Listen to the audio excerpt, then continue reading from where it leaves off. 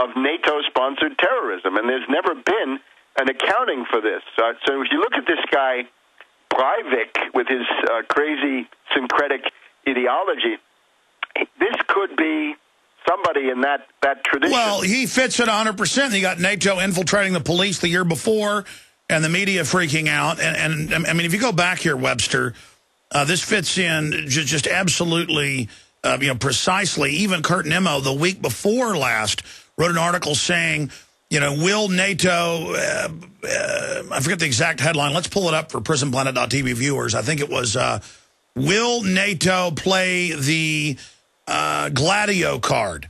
That was the headline. Kurt Nimmo even saw it coming. Good. And in effect, they did. Remember, the 22nd or 23rd of June, at the opening of those the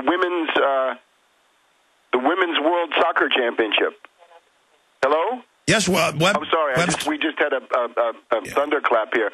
At the Women's World Soccer Championship, there was a German attorney by the name of Geest, Geest. And she was worried about a staged terror. That was the month before. Possibility of nuclear terrorism. So it didn't happen in Germany. Then it happened just about exactly 1 month later in Oslo. So we were all on high alert for this, and now it comes along. And to say this is the unicorn or this is authentic, I think that's just absurd. All right.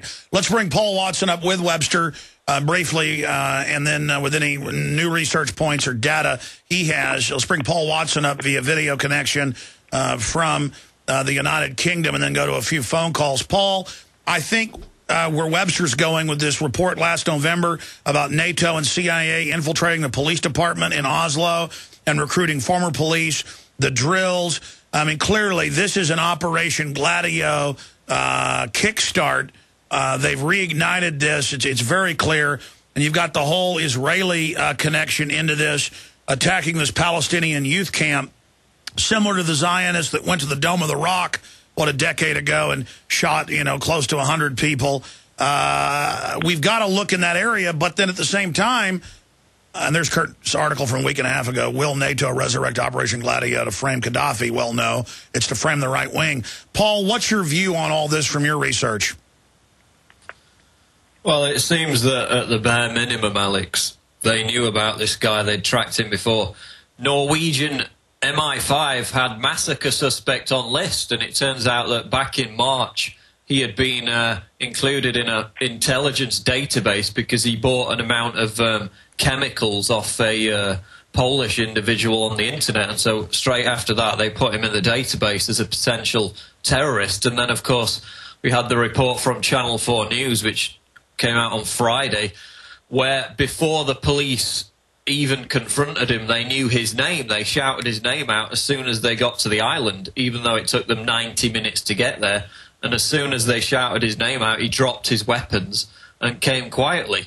So all this stuff about the incompetence of the Norwegian police doesn't quite jive with the fact that they knew his identity beforehand. They had him in this database for the past 7 months.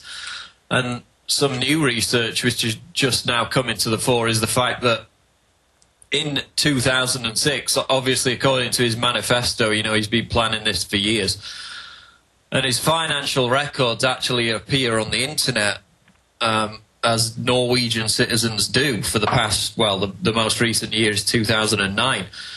And in 2006, he goes from basically having not even $100 in his bank account to 2007, where he's got 631,000 krona, which amounts to about $116,000 in his bank account. So, how did he get that money? Who gave him that money? Where did he get it from? And from then on, he starts to spend the money. He starts to plan this operation. And we know that they had him in the database since at least March. Well, he may just be a person who believes he's doing a good thing and is unstable, but a high-level functioning psychopath.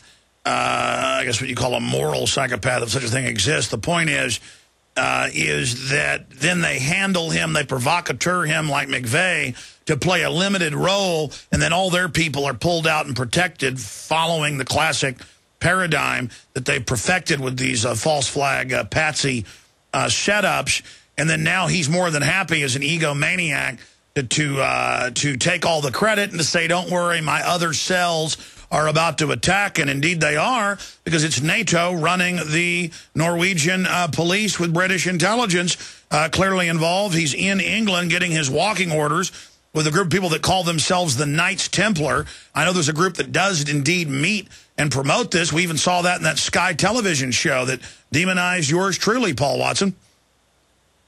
Well, yeah, of course, we know somebody else who started obsessing and talking about the Knights Templar and the Freemasons, and that was, of course, Mr. Shaler, the former MI5 agent who suddenly started dressing like a woman and calling himself Jesus. And then you also have this individual in Norway, Breivik, who was tied into the English Defence League. He went and visited them in 2002. And the English Defence League basically is played off against militant Muslims in Britain routinely to foster this clash of civilizations. And it's a pathetic group made up of former drunk football hooligans, completely infiltrated by MI5, just as the neo-Nazis are also infiltrated by MI5. Not infiltrated. It's come out in Germany and England that the Nazi groups are founded and run by the government. But, I mean, this EDL is so pathetic that they splash it all over the newspapers every time they want to get us at each other's throats. So here's Breivik going to visit them in 2002. In 2007, he suddenly finds $116,000 in his account. He's later put on a terrorism database, and the police know his name before they even get to the island. And now we're hearing that domestic groups all over the world, from England to the U.S. to the continent of Europe, have to be watched. If you're talking bad about globalism or open borders, you're bad now. I mean, this is perfect branding. And, Paul, did we not call it with the crescendo of white al-Qaeda leading up to this? I mean, what do you think about what Pieczenik was saying earlier, that he thinks this is real? Well, it could be real in the sense that this individual thought he was doing what he was doing for his own cause, which is outlined. But, I mean, that's exactly what Timothy McVeigh thought. But it turned out that he was a complete patsy, you know. There were more individuals involved in the plot. Then Nichols came out later and said, yeah, we were provocateur by the government. So we've got exactly the same indicators in this. And like you just said, this is Christian Science Monitor. Norway massacre likely to ramp up monitoring of right-wing groups. And it says, the sudden appearance of a murderous and crusading figure who sees himself as a martyr for Judeo-Christian European civilization is expected to ramp up surveillance by intelligence agencies of a far-right culture that has grown and flourished in the greenhouse of the internet. Well, here's another one. Yeah, it's all the internet allowed him to be radicalized, so we've got to censor the web right as YouTube adds its report. This promotes terrorism link. Here it is. Killer personifies rise of the new right. Financial Times of London. Chris Matthews' TV show, demonizing myself and Ron Paul. Rise of the new right. So the left, the Muslims, they're all terrorists. Speak of the devil, there's Chris Matthews race baiting right there behind me. You don't like government health care, you're a racist. I mean, you can really see that this is engineered.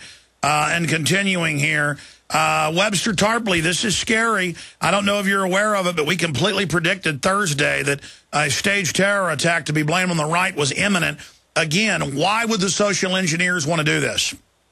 Well, again, I would just say this character, Breivik, this is from central casting. In other words, this is some kind of a Nordic hero for people who want to take this stuff seriously. It is artificial, fake, hoaxed up from beginning to end. I don't see anything authentic in this person. You know, this could be an example of Clockwork Orange brainwashing. We just don't know what these capabilities are. The point of it is, at the level of the elites, it basically says, when the orders come down from the U.S. and the British, from NATO intelligence, you obey. Otherwise, you're going to have your office bombed, and you're going to have this camp. We have to figure that some of the children of high officials in the government were attending that camp. In other words, this could not be more political, focused on the policy. It's a message. You do what we say, or your kids are dead. Absolutely, and we know your schedule. We know where your children are. So it's completely political. In other words, it's got everything to do, and not so. I don't think much at all to do with this internal stuff about the assimilation of Muslims and these issues. It's got to do with the foreign policy, a pro-Arab foreign policy in general, friendly to the Palestinians, but most immediately that the example of Norway is leading to the collapse of the NATO attack coalition on Libya, and that would be a debacle. You can see... But it has the double goody, though, because the systems that run this country and Europe also do want to go after nationalists. Yes, and that's a built-in thing. And when, for example, we find that this patsy, the psychotic patsy, writes about should I use weapons of mass destruction, references like that can be used then by lobbyists. And he dresses up in WMD outfits to help further the fear. All of it 100% scripted for maximum effect. And he admits, I'm not acting alone. I'm part of a knighthood. They just got this easily controlled person in there who thinks he's doing a great job. I'm sure, well, like McVeigh, they told him, this is U.S. Army. We're going to do this to, fight the corruption in government, go carry out the attack. And then later he found out he was set up. They said, we'll kill your family if you don't go along with this. That's come out even in government documents. So, yeah, I mean, I don't know how. And I'm going to have him back up, maybe the two of you together. I mean, Pieczenik comes out and says the bin Laden thing's fake. Clearly it is. 9/11's fake. He does a lot of things like that. And then Pieczenik, I need to get him back on because he never wants to talk about it. The London Telegraph and reportedly the event with the Red Brigades grabbing the Italian president. And Pieczenik says he put out the report, according to the Telegraph, that they'd already killed him. So then they did kill him. I've got to get his views on this. We just add one other thing. Based on what I've heard from his appearances on your program, he seems to be saying civilians are bad, military is good. And in the world of the military, General Petraeus is really, really good.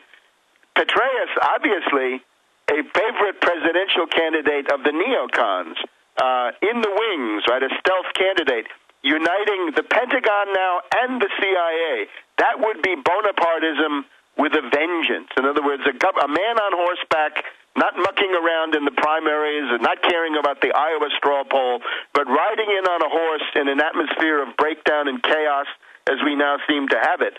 I think that is probably the most dangerous alternative for the United States. I don't want to hear people talking about Petraeus for president or Petraeus is the man we can trust.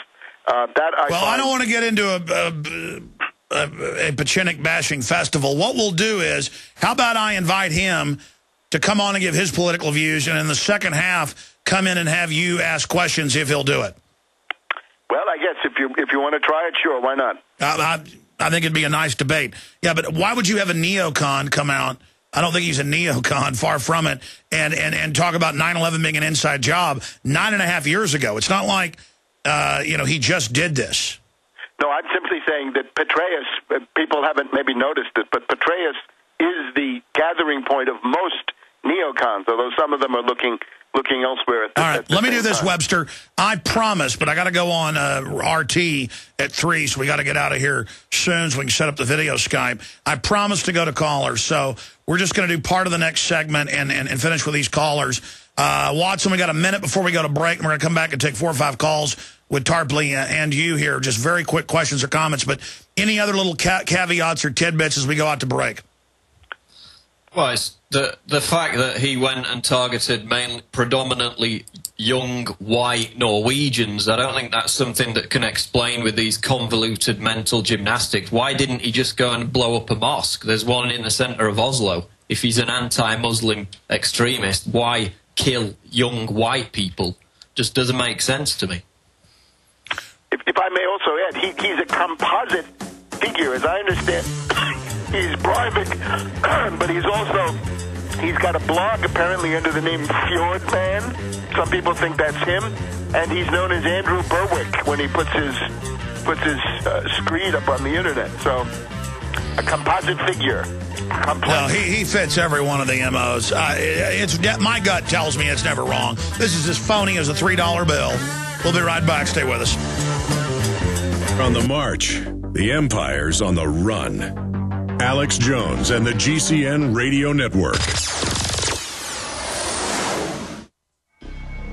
Alex Jones here with vital information concerning our nation's fragile food supply.